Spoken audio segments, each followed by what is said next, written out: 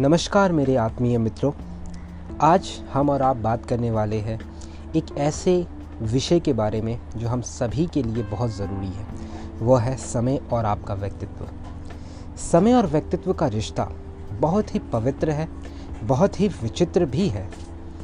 विचित्र इस मायने में है कि जहाँ समय व्यक्तित्व को गढ़ता है, वहीं समय के प्रबंधन के लिए एक अलग ही तरह के व्यक्तित्व की ज़रूरत होती है। यह सोचना कि व्यक्तित्व ही सब कुछ है, वह समय से बड़ा है, यह सही नहीं होगा, क्योंकि ज़्यादातर लोग ऐसे ही सोचते हैं। ज़्यादा सही यह होगा कि दोनों एक दूसरे के पूरक हैं। इसलिए यह कहा जाता है कि जो व्यक्ति अपने समय का पाबंद नहीं है, उस पर शक किया ही जाना चाहिए। कहते हैं कि समय गढ़ता है व्यक्तित्व को। कैसे? मेरे शब्दों में तो मैं कहूँ तो समय अपने आप में एक अनुशासन का पर्यायवाची होता है।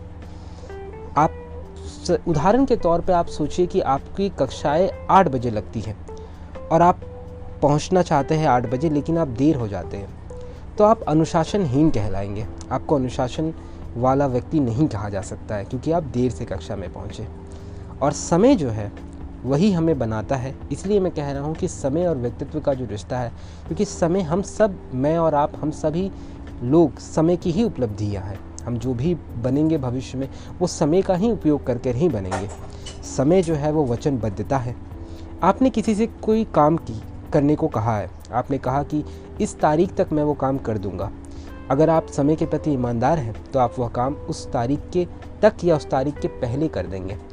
यानी कि अगर आप उस समय नहीं कर पाए तो यानी कि आप वचनबद्धता नहीं है, आपकी बातों में वो विश्वास करने लायक आपकी बात नहीं हुई। तो यहाँ भी समय ही है। समय साहस है। आपने जोश जोश में आकर कह दिया कि आप इस साल अपने साथी से अधिक नंबर लाएंगे।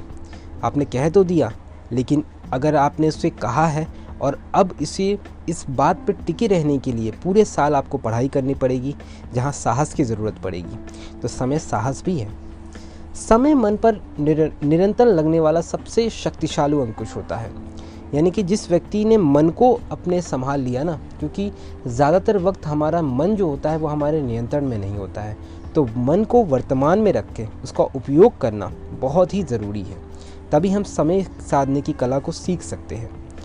और इसी समय और व्यक्तित्व के विषय पर मैं आपको एक छोटी सी टिप्स या छोटी सी सलाह देना चाहूँगा कि बहुत सारे सलाहें हो सकती है या बहुत सारे सुझाव हो सकते हैं अपने समय को प्रबंध करने के लिए, लेकिन मेरा सुझाव यही है कि एक ही मैं आपको सुझाव दूंगा, वो है कि निर्मम बनिए अपने प्रति, यानी कि कठोर बनिए अपने प्रति। आप यह मत सोचिए कि मैं आपको क्रूर होना सिखा रहा हूँ या मैं आपको बहुत स्ट्रांग अपने प्रति क्रूर बहुत तानाशाही होना मैं आपको नहीं सिखा रहा हूँ, क्योंकि हमारे यहाँ पर तो ममता को मनुष्य का सार कहते हैं। लेकिन मैं जो कह रहा हूँ वो निर्ममता स्वयं के प्रति है। यहाँ मैं जिस निर्ममता की बात कर रहा हूँ वो निर्ममता दूसरों के प्रति नहीं है। आप दूसरों के प्रति क्रूर नहीं हो रहे हैं, आप स्वयं के प्रति जो है वो निर्मम हो रहे हैं, निर्ममता दिखा रहे हैं। अक्सर हम सभी अपने प्रति बहुत कोमल रवैया रखते हैं। हम अपने को सही समझते हैं, बेचारा समझते हैं, इसलिए हम सभी अपने प्रति सख्त रवैया नहीं अपनाते। माँ बाप अक्सर अपनी सबसे छोटी संतान को लगातार माफ़ करती रहती है, इसलिए सबसे छोटी संतान अधिकतर नकचड़ी पाई जाती है। इसलिए स्वयं को माफ़ करते चले जाना, नतीजे में खुद को बिगाड़ लेते हैं। यहाँ निर्ममता का मतलब समय को साथ निभाने के प्रति निर्ममता से है। आपने फैसला किया, उदाहरण के तौर पर अगर आपने फैसला किया है कि आप सुबह 5 बजे उठेंगे और 5 बजे उठकर आप पढ़ेंगे, तो चाहे कितनी भी नींद आ रही हो, आप खुद के प्रति वो एक निर्मलता का भाव लेकर आइए, कठोर बनिए खुद के प्रति। या इसे मैं दूसरे शब्दों में कहूँ तो खुद का दरोगा बनिए, खुद का न्यायाधीश बनिए। मैंने कहा ना कि हम सभी दूसरे के प्रति बहुत सख्त हो जाते हैं और खुद के प्रति बहुत ही कोमल रवैया रखते हैं। तो अगर आपको अपने व्यक्तित्व को गढ़ना है, बनाना है, आप जो भी भविष्य में बनना चाहते हैं, गढ़ना चाहते हैं, वो समय का उपयोग कर ही करेंगे।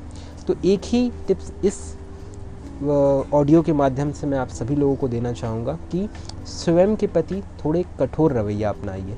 स्वयं को कभी माफ़ मत कीजिए। अगर आपने समय को प्रबंधन का संकल्प लिया है तो उसे फॉलो कीजिए, उसका अनुसरण कीजिए, तभी आपका जो व्यक्तित्व है वो बन पाएगा।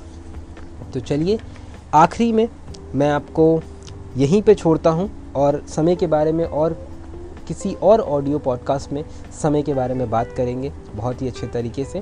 फ़िलहाल इस पॉडकास्ट को यहीं पे अंत करते हैं और बहुत बहुत धन्यवाद इस पॉडकास्ट को यहाँ तक सुनने के लिए।